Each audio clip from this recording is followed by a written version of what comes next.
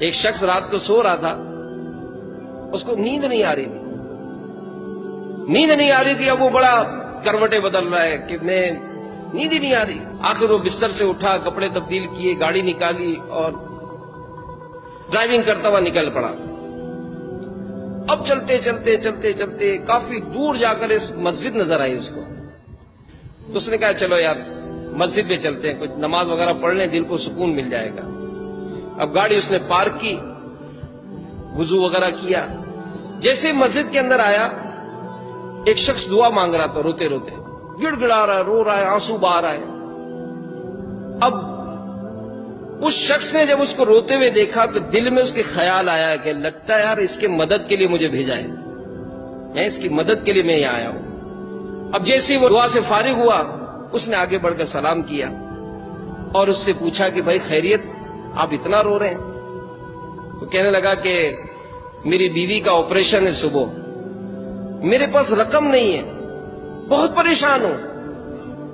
اس نے پوچھا کتنی رقم چاہیے؟ کہ 10,000 روپے کی ضرورت ہے۔ اس نے جیب سے پرس نکالا، 10,000 روپے نکالے اور اس کو دیے۔ جیسے اس شخص نے 10,000 روپے لیے، وہ شخص کہتا ہے کہ میرے دل میں بڑا سکون طاری ہو گیا، میرا دل جو بے چینی تھی نا وہ سکون میں تبدیل ہو گئی۔ میں نے کہا کہ بس یہی نیکی مجھے کرنی تھی۔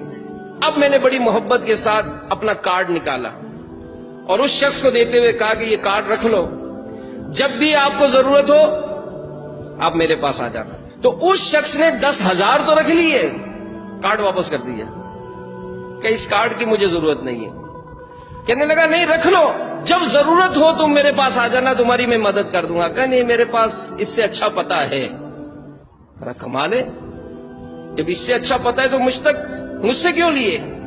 تو کہنے لگا کون ہے جس کا تمہارے پاس پتہ ہے؟ کہتے جس نے آج تمہیں بھیجا ہے، جس نے آج تمہیں بھیجا ہے۔